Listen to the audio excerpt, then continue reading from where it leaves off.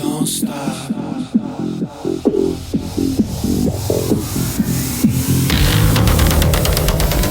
Hi, thanks for joining me on the Everything and Anything in a Bit Gay podcast.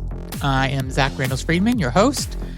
And before I get into today's episode, I wanted to just kind of talk about something that I was thinking about today.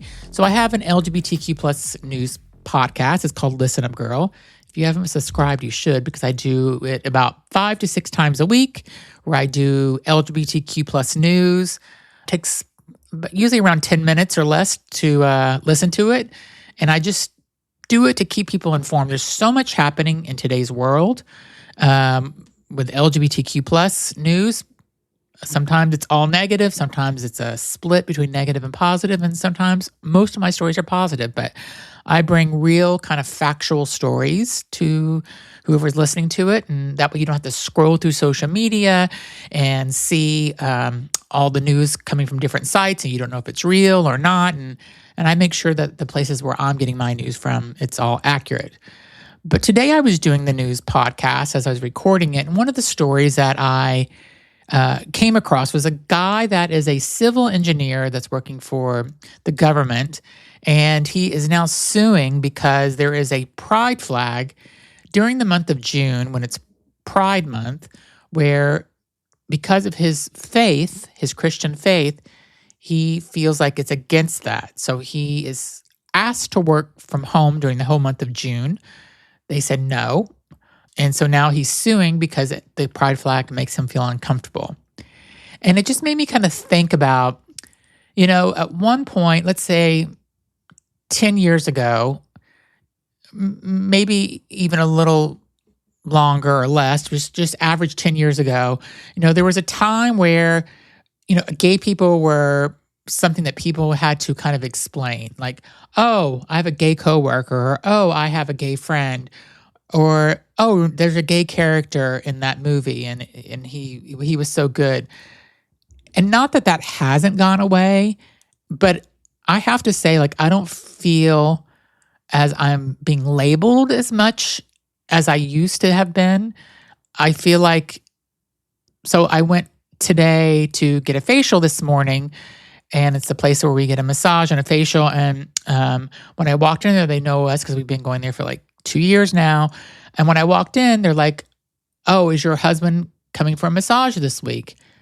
And it just kind of made me think also, like, oh, my husband, like, as a matter of fact, just like, he's your husband. 10 years ago, it wouldn't have been that. It would have been, oh, your partner or your friend or your roommate.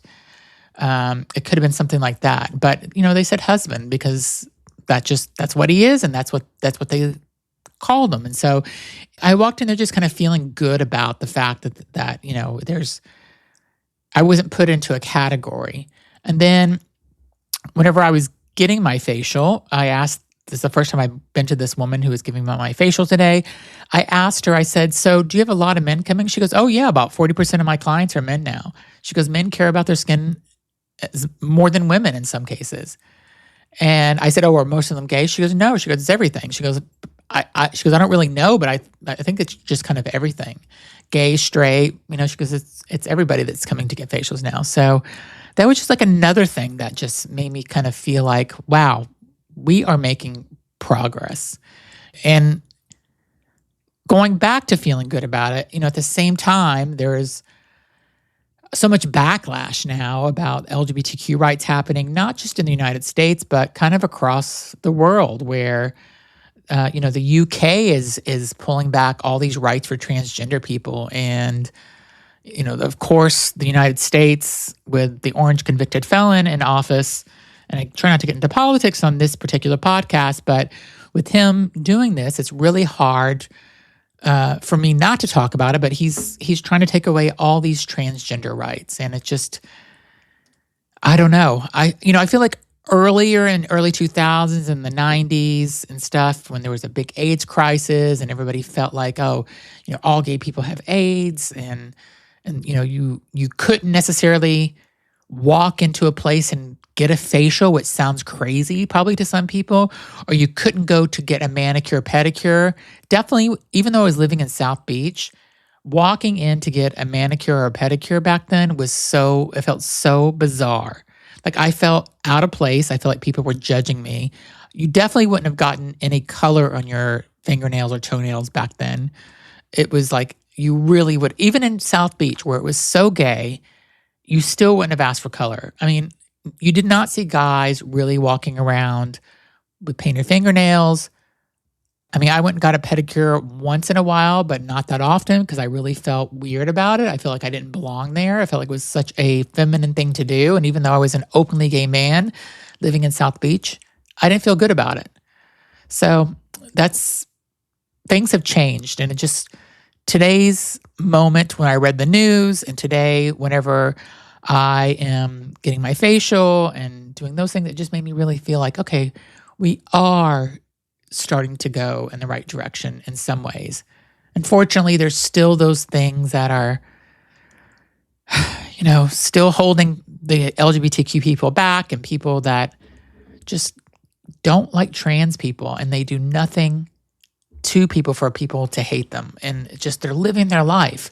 And I think it's just because they don't understand trans people.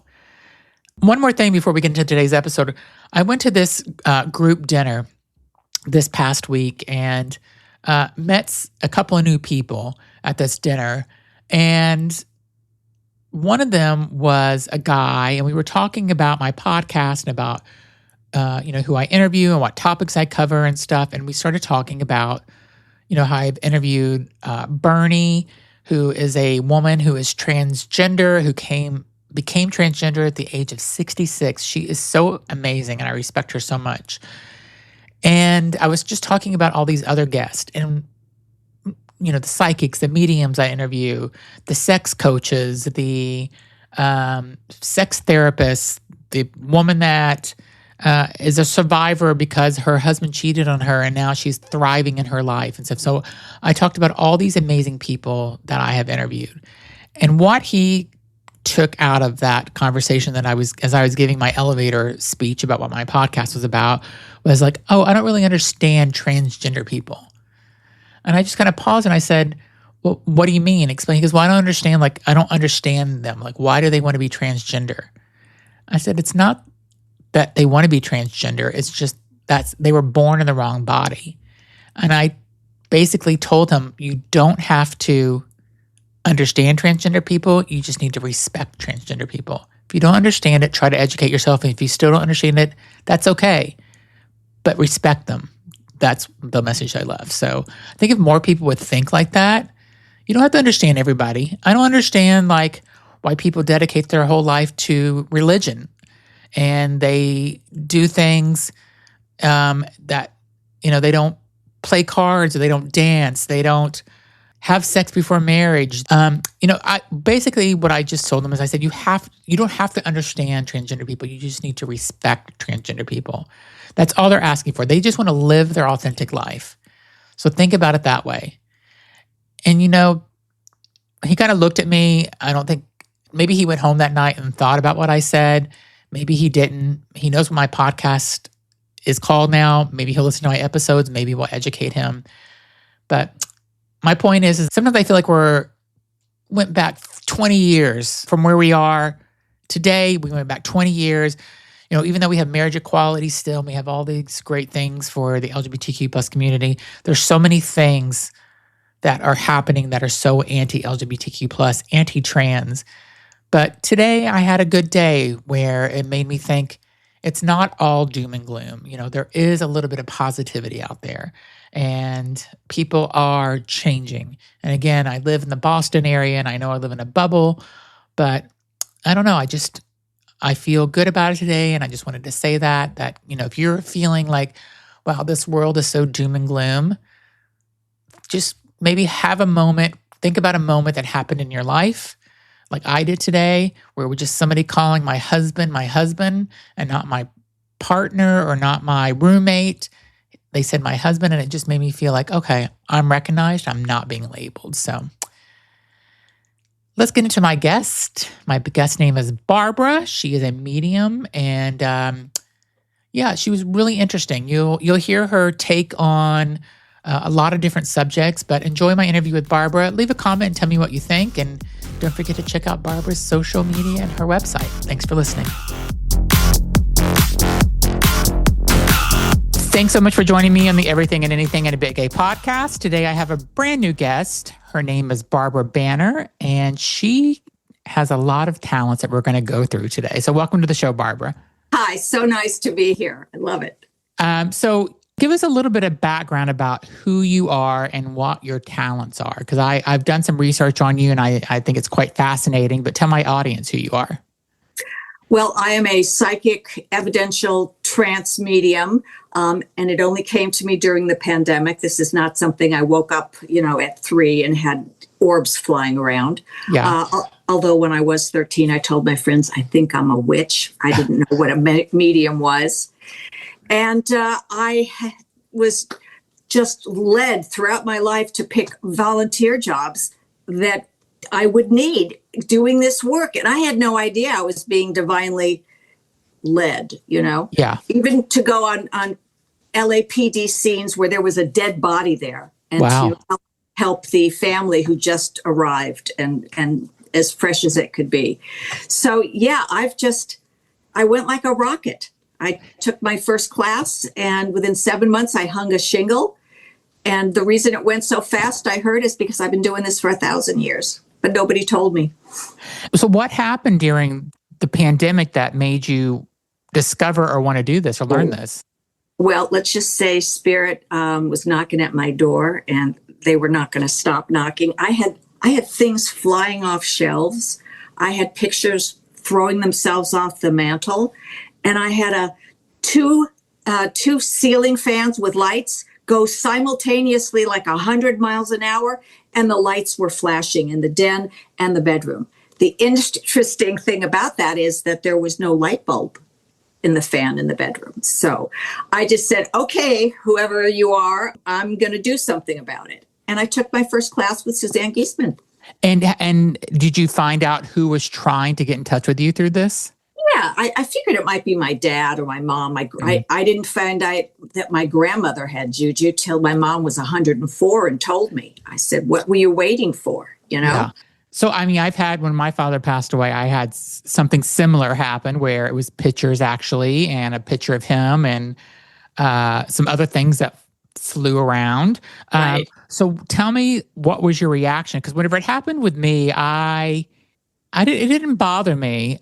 I kind of felt it comforting in some ways. It did, maybe I was freaked out a little bit at first, but what was your reaction whenever this happened to you? The fan spinning around really fast is one thing. Also, my father does things with lights. Lights, yes. A lot of times, I have a 3rd floor with my podcast studio and my offices, and I make sure I turn off the lights every night. And a lot of times I will come back the next morning and all the lights are on. Of course. Anything to do with energy. Their energy, that's their jam. They can do things with energy.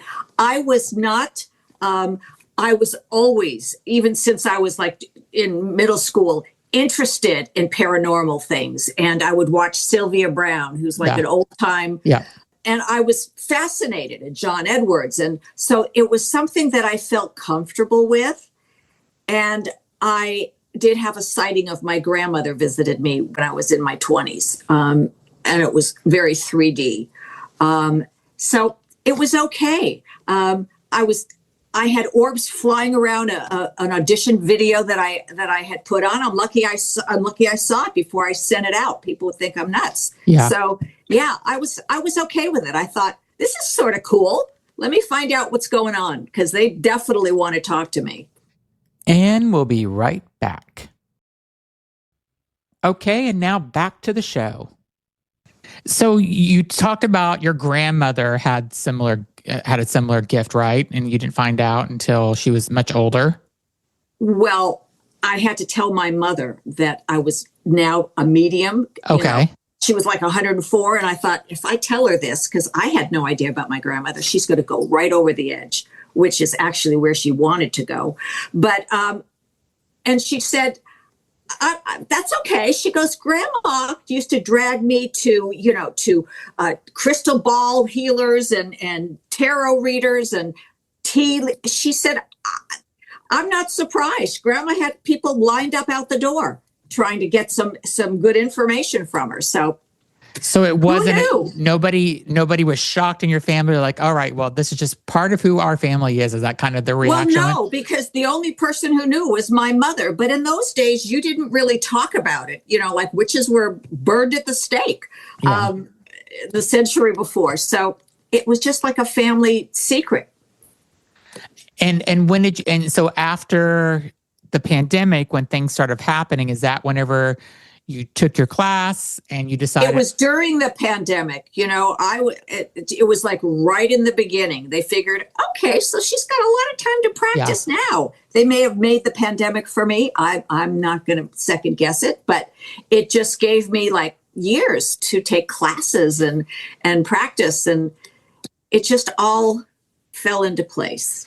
And when you started doing it, because I've taken psychic and medium classes as well, did you get kind of obsessed with it where you're just like, this is what I'm meant to do? So obsessed with it. I had joined a place called Very Soul, which let mediums practice with mediums and everything like that. And I was booking six mediums a day to practice with. Wow. Most people on there were doing like 3 a week. Okay. So I was a beast. So I think I had more racked up practice than anybody at that point, because it was a new service. So yeah. Whenever you were kind of training with your mentors or teachers, what was kind of a moment that you think about that was really kind of a transformative lesson for you? A transformative lesson. Or a moment, like when's that you're like, oh, this all makes sense now, or this is what I needed, or something like that? It made sense from the first time I practiced. And see, when I did it, I had never even meditated before. We're talking a rookie, okay? Nothing. And when I practiced at home, the meditation she gave us, which is how to connect with the spirit. Yeah. I locked myself in the closet and I meditated, and I saw like a little wall with my dad peeking over with some relatives saying, look, she's doing it. Look, she's doing it. I said, okay, I'm in the right place. This is just on my first real meditation. They were there just to egg me on. So couldn't turn back at that point.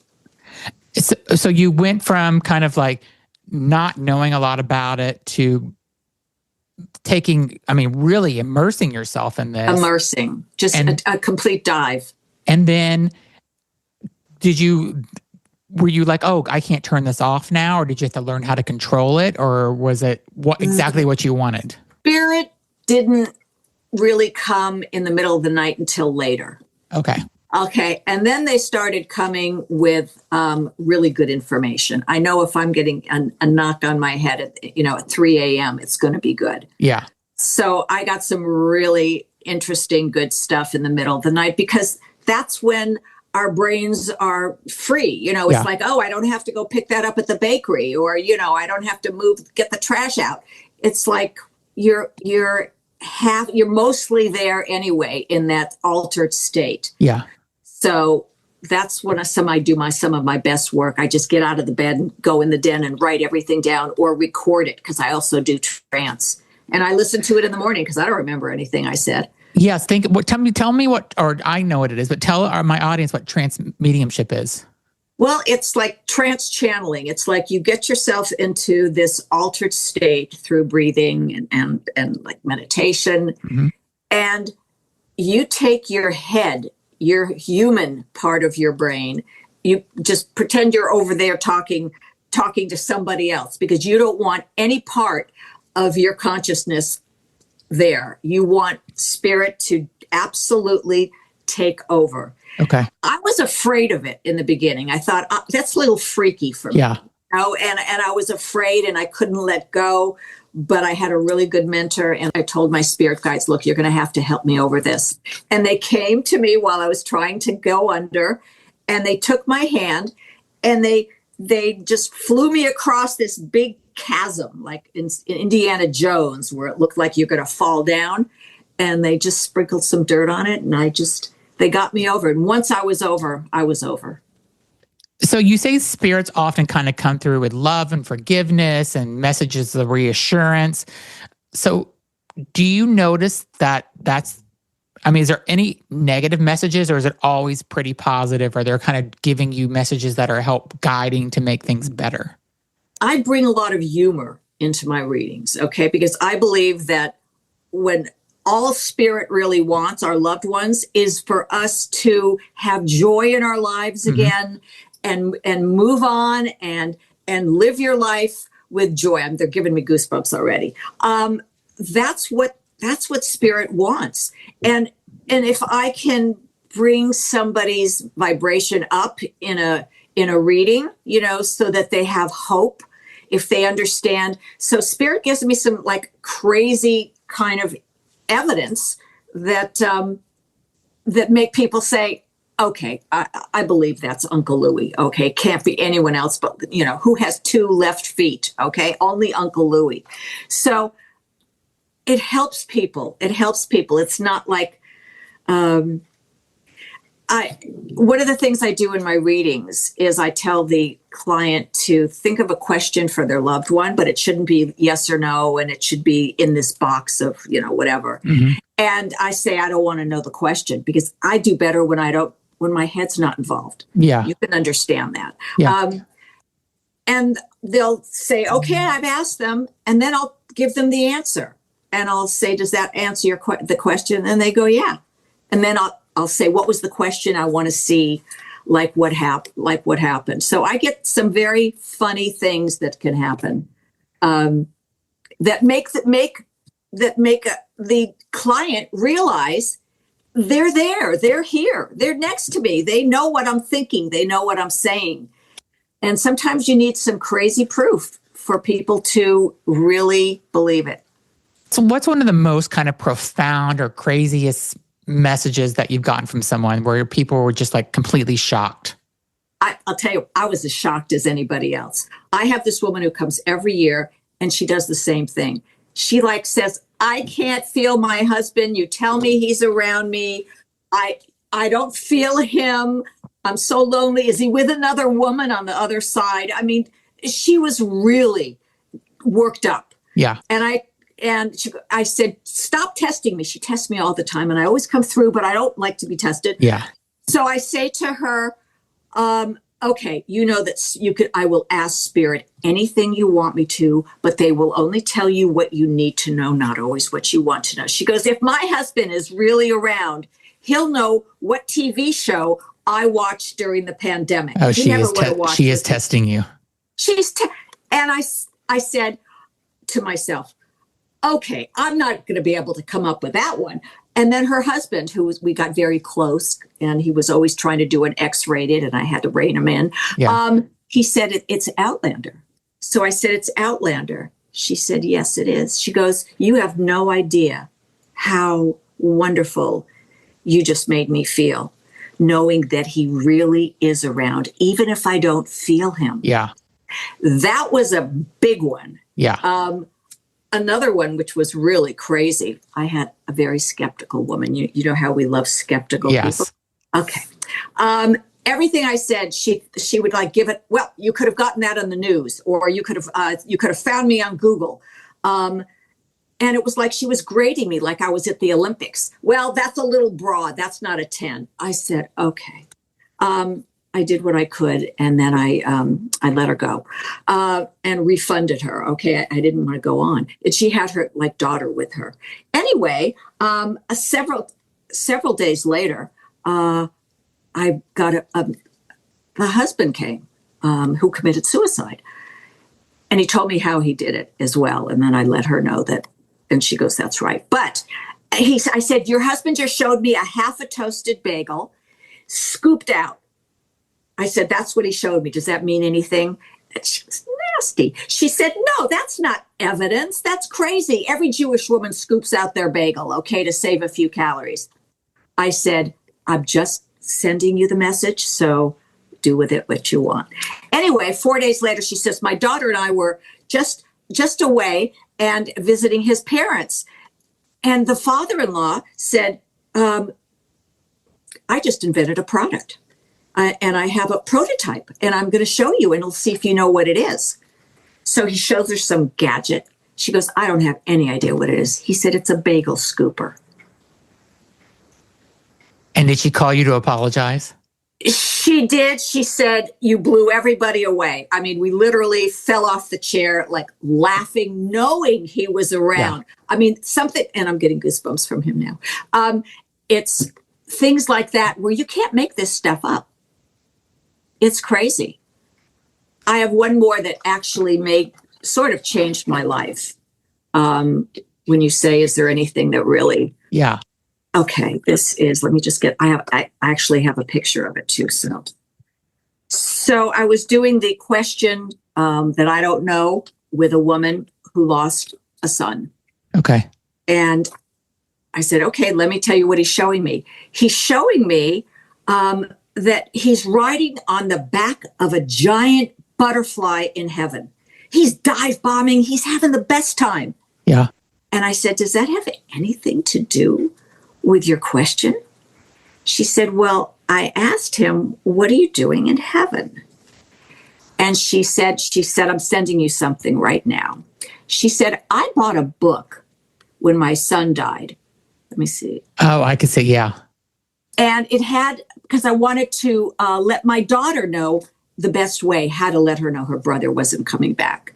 And in this book was a page showing what a kid can do in heaven. And it was a little boy riding on the back of a butterfly. After that, I am certified with helping parents heal now. And I do a lot of families with children that pass. And it just got to me, it's like, oh my gosh, I have to join this organization and get certified. Yeah. That's profound. I mean, that's probably the most important piece of evidence I've ever gotten in a way that the healing it can do for a mom. What do you think the biggest misconception people have about what you do? That we're Googling everything, like AI, do you know anything about her and what does her son look like, and pictures and Facebook. And well, those are the people who probably have never had a reading. Yeah. Okay. So they don't know. Those are the skeptics. And I would be too. I mean, if I went to a medium, I'd want to say, what's the code word, that he and I came up with before he died of cancer. I think it's human nature. Yeah. I mean, I guess it's just like people's general nature just to want to, if they don't believe or they're pushing it away, I guess they're not aware. Yeah. They want proof. Because some things that Spirit gives us are general, they're not everything is an OMG moment or a gold nugget, but whatever they give us for them is what they need to hear. And we'll be right back. Okay, now back to the show. And so whenever I've gone to, psychics and mediums and asked them stuff, I always want my father to come. When people come to you, do they always have somebody that they want to contact, and does that person come through? That's an interesting question. We were taught in the early days, 5 years ago, that you let Spirit will come who wants to come, and you just let it be. Well, on my second tour of Arthur Findlay College, Hogwarts, the real Hogwarts, the guy said, this is a new age. People, we're not going to just have little old ladies who want to see their husband. We're going to have guys with, nose rings and tattoos on their face. We got to be ready. He said, one thing I do know is there's one person they really want to see. Yeah. Okay. There's one person that's like top of their list. So I do now. I said, you see me on podcasts. I'm just a cut to the chase kind of girl. Who do you want to see? Who's the number one person? We'll have time for a few drive-bys afterwards, but who's the real? And they give it to me, and I would say 95% of the time I bring that person forward. But sometimes someone else comes. Yeah. but it's because if spirit, if the father is a kind person and Uncle Louie wants to come through, he might let him first. Okay. Yeah. So I said, there's always a reason for everything they do. Yeah. Tell me about, have you had a moment where you've given a message and it just impacted you emotionally, where you were just so proud to, or I don't know, maybe you had a breakthrough with somebody, or you gave some information to somebody that it just changed their life. So has that happened to you before? Well, I get a lot of reviews that say it was a life-changing experience. And those are people, I would say usually, that have not been to a lot of mediums, that it's sort of new for them. But even people who have been to a lot of mediums, if it's something, sometimes it's something that could be so normal and you don't know what's going to trigger them. Yeah. Like take your shoes off. I said that at the end of a trance before you come in. And they just cracked up and it just lifted them so high because it was the trance message was from their grandfather. She said, our grandfather, before we got in that house, said, take your shoes off before you come in or you're not coming in. So she said, you couldn't have said anything more grandpa-ish. Yeah. Kind of thing. And some things you say, you feel like, I don't know if I should say this. I had like a grandmother tell her granddaughter, who was the client, you better do some more phone sex if you want money. And I thought, I didn't say that. I don't know how that came out of my mouth. Yeah. But it did. And the daughter was cracking up, the granddaughter. She said, my husband and I, it is a running joke. We just bought a house. And he said, if you want that new chair, you better do some phone sex because I'm not paying for it. So you never know. And you just have to trust. That's the hard part. You know that. Sometimes they make you say things that are crazy. Yeah. So I feel, and I don't know if it's just because I've interviewed mediums and psychics and people that can channel, and I took my own psychic and medium class, so maybe that's why I notice it more. But I do feel that people are more interested and accepting of this than ever before. And I don't know if it's the internet or TikTok or Instagram where people are talking about it more, but I feel like, if you look back 15 years ago, people are like, oh yeah, a psychic, a medium, yeah, whatever. Now I feel like people really have a more interest and they believe it more. Yeah, and it's mainstream. They've got the Long Island medium, love her, and Tyler this, and John this, and Matt, and all of them, and it's a thing, and that's what it's supposed to be. This is the year supposedly the universe is making us more aware and accepting of it. I think all the UFO sightings. I think that you can poo-poo a lot of stuff, but there's so much coming out that people are just starting to open up. Now, if they're devoutly religious, it's still like, you're doing the devil's work, honey. Yes, yeah. Okay, so I can't. But when they get to the other side, they're going to realize we're all the same. There's only one big kahuna up there, and the rest, Buddha and this guy, and they're all just like disciples, and they're all there for you to talk to. So tell me what you think about how when this started happening to you, you started studying it. How did it change the way you think about death? I never really thought about death before. It's not something I was obsessed with. I never wanted to go to funerals. I thought funerals were torture for people. Yeah. And I wouldn't go. I just didn't want to go. And I don't know why I felt that, but I felt it's, have a party, but don't watch somebody go into the ground. That is just, it's so final.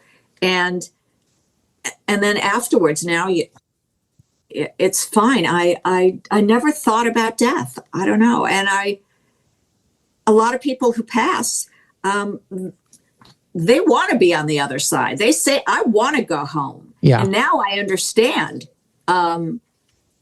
I understand that that's our home. That's Yeah. our base, home base, and we just go out on little tours of duty and lifetimes to enhance our soul and expand. So you believe in reincarnation? You think we're coming back? Oh, hell yes. Yeah. That's me. Oh yeah. And I never believed in reincarnation or any of that. And I mean, I didn't really believe. I mean, my grandfather was super religious and pushed it on us, but I never really kind of believed in any of it, to be honest. And then once I started kind of looking more into mediumship and stuff, I'm like, oh my God, we are coming back. And then I had a woman that did a hypnosis and did a past life regression with me. And I went back to 2 of my lifetimes within the hour that she did this hypnosis with me. And it's nothing I never would have thought that I would have. Like what were they? What were some of your lifetimes? One of mine was I was a farmer. I think it was probably in the 40s. I was standing in the field with one of my children looking at my house. And I had 2 boys and a wife. And I think one of my sons, if I'd have to go back and listen to the recording, was my partner today. And me and my wife, I seen us both dying peacefully at our house.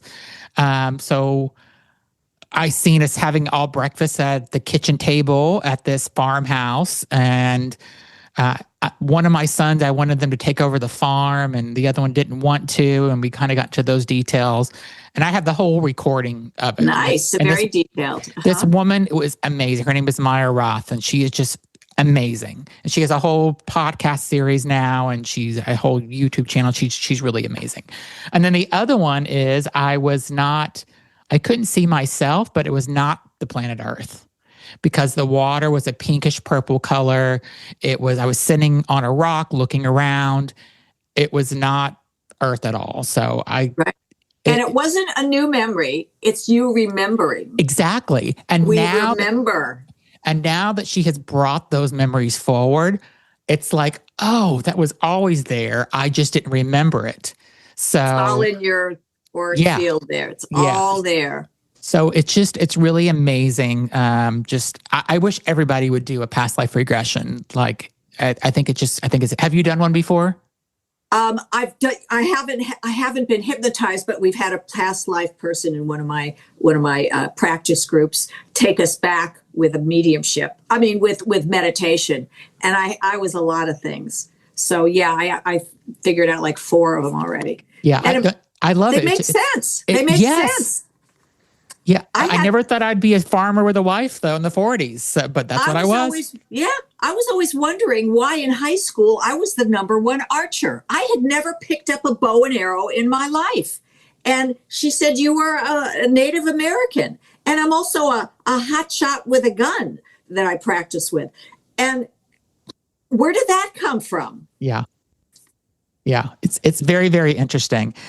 How did you know that one of your sons was your partner now? I just got goosebumps on that one because, we go in soul pods and change our I'm not sure how I knew. I just knew. I knew during the time I said, I think the son is my partner. And she goes, yep, that makes sense. And this happens often. And so my partner was the only person that was, maybe who knows, maybe my wife in that lifetime was somebody, but I didn't pick that up. I just picked up one of my sons was my partner. So that's all I got out of that. And then, and one of my sons, like, it was very clear, he did not want to run the farm and he wanted to move to a bigger city life. So sure.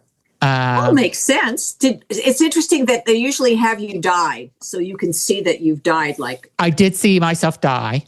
Right. I died in bed. I think I had a heart attack was what I had. And it was peaceful kind of dying. And my wife died before I did. And I seen that happening too. So it was, it was all kind of eye-opening for it. And, I don't know. I appreciate knowing that. And it just made me think of, once again, what happens when we die is different than what I was told growing up, Of course, of and course. stuff. And when my father died, I tried to tell my mom, like, I didn't know so much about mediumship and psychic then, but I said, and she's not super religious, but she wants to think that he's in heaven, that she's going to join him one day in heaven. And I kept saying, Mom, it's not a heaven and a hell. There's, not really a God in my eyes and views, but that's just me. But I said, I think that you will be with him somehow, somewhere. I just didn't know at the time that it was, this energy and stuff where you go back to. And she knows that I've taken these mediumship classes and these psychic classes. And she always asks me, did your dad come through? Did your dad come through? Right. And he came through one time whenever I was doing something. But what was interesting is that my uncle, which was my mother's brother, who I was close, not super close with, but, I had a good relationship with him. I didn't see him for years, but he kept coming through. And because we were in this mediumship class, they would pair us up with one person every week and we would give each other readings. Right. And he came 3 times in a row. And I kept saying, I don't know why he's coming. I'm like, can you ask him why I want somebody else to show up because I don't know why he keeps showing up. And she says, he wants you to tell your mother that her and her sister should stop feeling guilty about not seeing me. I said, okay, I'll tell her that. And so that night after my class was over, I called my mom. I said, Uncle Larry came and this is what he said. I don't know if this makes any sense to you, but don't feel guilty for not seeing him. She goes, it's so crazy you said that because me and my sister have said that when he was alive, we wish we would have went to see him more. Because when my mom went to go see him, she didn't see him for like 6 months before he died. But she went over to see him, and 2 weeks later, he died of cancer. And she said when she walked into his house, she goes, she didn't even recognize him because he looked so different because of the cancer was so different. And he didn't know he had cancer. And she's like, I went over there and then he died. And she's like, and he told me to tell my mom, don't feel guilty about it. I didn't make the effort either.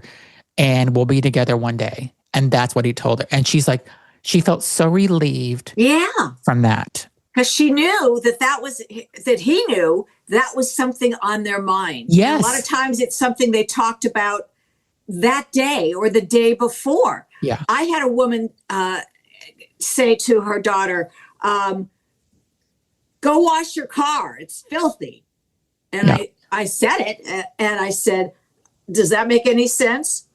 She said, just this morning, my father came in. He said, I said, she wanted to know, what's my mother doing in heaven right now? And I said, you're not going to believe this, but she's washing a car. And she just cracked up. She said, my father walked in and said, you got to get your car washed. I mean, it is filthy. Yeah. So it's usually something that just something they just talked about. So that that they're around, that's what's important. Yeah. It's funny. We'll be right back after a word from our sponsors. Okay, now back to the show. I want to ask, so, I mean, you've done, you said that you're certified and you're helping parents heal and what parents should know before coming in for a reading with you. So you've helped a lot of people, the parents and families kind of heal, right? I want to know if you ever kind of step back and reflect on all the good stuff that you've done and in the way you've helped people. Do you ever step back and be like, oh my God, like I've given so many people relief. I've done this amazing work. I've given people messages that they've been waiting for. That's got to feel good. And do you ever reflect on that, all the good that you've done? I've had to work on ego for a long time, okay? Because, I had a very fast rocket ship kind of thing. And my mentors, so you've got to work on the ego. So I do not think of that anymore. What I do is I just let my guides and everyone know how much gratitude, because that's just one of the highest vibrations anyway, how grateful I am that they allow me to do this work. Because from what we all know, it's like I'm just the little puppet here, and they're doing it. So I just give them kudos all the time. Like every morning when I meditate, I give them the kudos for doing that, because it's not me who's giving these messages, it's them. But you are taking your time and they're doing this through you. And I really think you should give yourself credit. I think a lot of people that I meet with and interview don't give themselves credit like you don't. And you've really got to think about, you're giving this message to families and you're changing people's emotions. You're making them happy and stuff. And you really should give yourself credit. That's all I'm asking. Like, stop and reflect sometimes on it and what the good work is that you're doing. Even though someone's doing it, you're giving the message, and I'm so happy that they chose me to do that, because that is my purpose in life. By the way, Edgar Cayce said, "I'm not gone." When your loved one is not gone, he's just going a little ahead of you. And I find people love that. Because it's like, he's there now, and I'm going to be there someday, and we're going to get together again. So that seems to be something that makes people realize in a nice way, because Edgar Cayce was pretty smart. Do you ever feel like you are sometimes you just want to kind of turn it off and not be connected with people, or your guides or spirits? Only humans. I get rid of anybody toxic. I've had to get rid of 2 girlfriends that I've known for like 40 years because they were literally toxic narcissists. Okay. So and spirit kept saying, you're going to have to get rid of them. And I just fought it.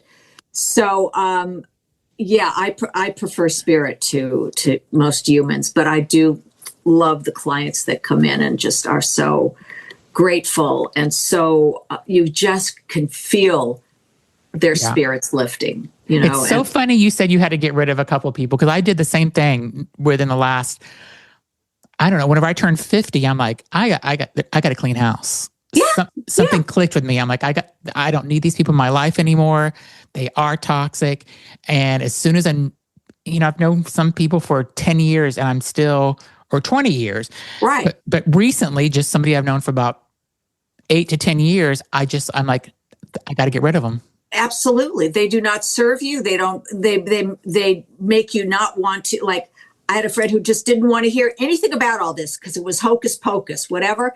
I don't need her in my life. I'm not trying to make anybody believe anything, but the negativity, we don't need negativity. Okay. We really need to stay positive. What do you kind of want to do next? Like you're doing this amazing work. You're helping people. What's a goal you have for the future?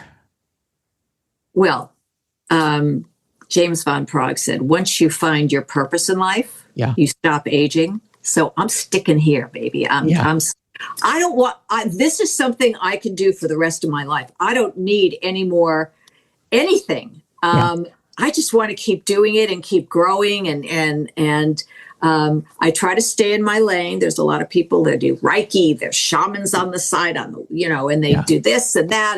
And I'm just staying in. That's what they always said. Just put blinders on. Just go straight forward with what you're doing so you can do it the best way possible. So I'm not looking for the next chapter. I've always, for the last 10 years before this, I was doing commercials, going out for commercials, because you don't have to act and you only have to remember a minute of copy.